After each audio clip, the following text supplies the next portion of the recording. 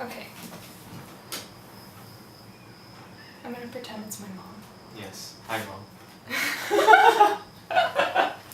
Hi guys, this is Tamra and I'm a student from Purdue studying abroad in Singapore, and I'm here today with my friend Glenn, who's Hi. Singaporean. And you're studying in NUS. Yeah. And we're going to talk about Singaporean culture. So, oh yeah, also we met through Twitter in 2013 through like a literary community. Yeah. So, yeah, because we both write in our free time. So Fake works in good ways. So I guess I'm just going to start out with some rapid fire country description questions. Okay. I'm just going to give you like one word and then just give me like a quick answer. First word that comes to my mind. Yeah. Okay. Okay, so location of Singapore. Equator. Equator, yeah, that's a good description. Size. Small. Yeah, I would say, I think it's like 45 miles wide. Yes. 45 kilometers wide. Either way, it's small. Yeah. Climate. Hot. Hot and humid. Yes. Transportation. Very efficient. Well, like, I was gonna say MRT as opposed to cars. MRT and bus. Yeah. Yeah, so cheap and efficient. Compared to the US. Yeah. So it's like non-existent. I know, I wish we had or we do have subways, but only in like big cities. Yeah. Economy and currency. Singapore dollar. And also, like, with economy, what are the major industries? Like, It's basically finance. business and finance, because Singapore has no natural resources. yeah. So everywhere you go, like the entire central business district skyline is everything you see. It's like insurance company, Yeah. auditing firms. And then, when independence was secured? 1960. August 9th, August because 9th, we just had National Day. which happens to be my dad's birthday as well. So was he born on like the day that they... No, like 1 year before. So my dad's a actually year before. older than So our Singapore. parents are the same age, okay. Yeah. Extent of personal freedoms on a scale from prisoner to soaring bald eagle. I guess a 4. I think something 4. Americans like don't really realize is how much freedoms they have. Yeah. So in Singapore, it's like there are many things that are off limits, so you can't really criticize the government Mm-hmm. because they can technically like sue you for defamation. Right. You can't talk about religion in any disparaging way. You can't talk about race in any disparaging way. So yeah. Yeah. It's basically you can't say a lot of things. Though there's Yeah. a facade that everything else is like so free in Singapore. Yeah. That's why I'm gonna try not to ask any questions that will make you Yeah. like I would answer you rip off the privately. government. Yeah. So the next one is most prominent ethnic groups. Chinese, Malay, Indian, others. other like expats. Like Singapore yeah. follows the, I think it's a leftover from the Is British that colonial CMIO. CMIO? Yeah. Mhm. And so then without the official languages, there's 4. Malay. English, Malay. Malay is the national language, I think, and then English is the language that we all speak, and then there's Chinese and Tamil. Mandarin. Mandarin. Even as a Chinese myself, I don't even know if it's called Chinese or Mandarin. And Tamil. Is that how you say it? Tamil, yeah. Lastly, food/cuisine, which I feel like is hard to define because there's so many cultures that are like meshing here. So it's kind Asian of just cuisine. like. So I think the first word that comes to mind is oily. Really? Don't you think Well, no, so? I meant like where the cuisine is from. You know, like Chinese Oh. food, Indian food. I think the most prominent would be Chinese food definitely, and then it feels like Malay food is the next most prominent. Yeah, I One haven't had Malay Singapore. food yet. Oh, anyway, it's spicy. Everything is like super spicy. Yeah. So I mean, you can find some non-spicy stuff here, but like there's a yeah, lot more spicy and there's this stuff. impression that every Singaporean loves spicy food. A lot of young people can't eat spicy food, like myself. So You're not. I'm yeah. not I thought you meant representative. like children. I mean, yeah, that's even worse, right? Like you develop a tolerance for spicy food as you grow up. Yeah. Yeah, I haven't developed that yet. neither have I. I want you to describe an average day of a working Singaporean, like age 30. 30.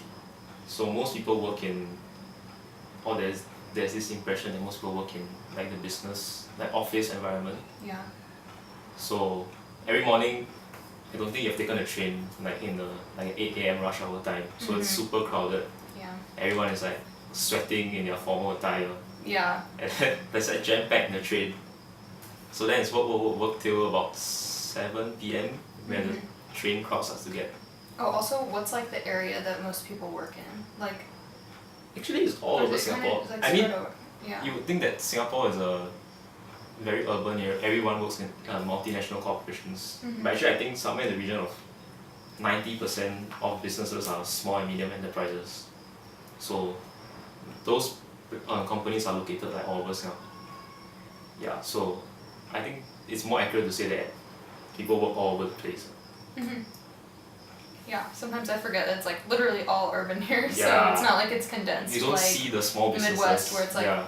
big city and everyone is commuting there. So then after work, do they go to like hawker centers or Shopping malls. shopping malls? Because Singapore is hot.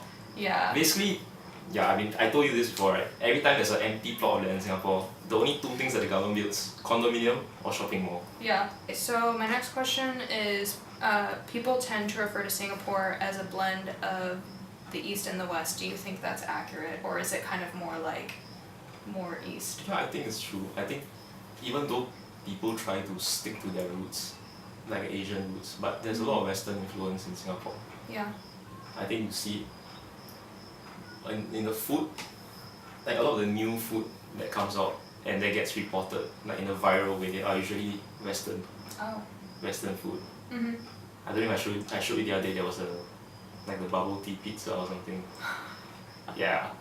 That is like really a blend of the East and West. Yes. So the next one is kind of more intense. What values or expectations do the parents of your generation have for you, like university level students? So like your parents or like your dad. Singapore is very pragmatic. So, I mean, it's a long story, you know the story, that my dad kind of like made me go down a very pragmatic route. So in Singapore, most of the parents will not tell you to like choose and follow your passion. So if the child has a passion that's the parents deem unemployable, then they would try and force them out of it. So most people now are doing, when you see people choosing courses, it's like mostly business, because it's the impression that most of the jobs in Singapore are finance related, right? Yeah. And engineering.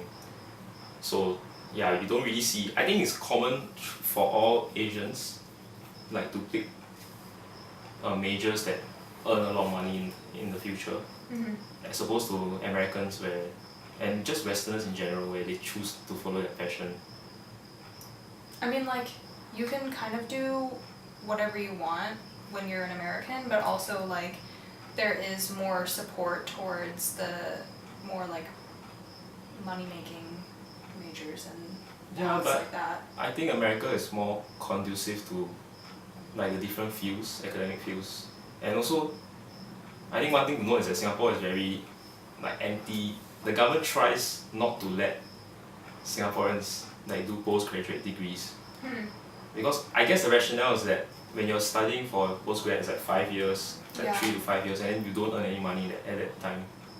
So yeah, the government just wants you. Yes, the government wants you to go out and like contribute to the GDP as fast as possible. Wow. Okay, sorry guys. This is actually all the footage that I have because my camera just stopped recording, which is really frustrating because I actually asked Glenn one more question, so I guess we will never have the footage to that. But so the main intention that I had when I made this video was to kind of tell my family back home what Singapore is like and what their culture is like, and so I really hope that this video did that job. And I just hope that you learned about Singaporean culture and that, oh my gosh, why am I so bad at this? Okay, so I hope to interview more people while I'm here in Asia, and I have like 2 other people in mind that I think would say yes, so just please hold me to that, and hopefully I will see you soon.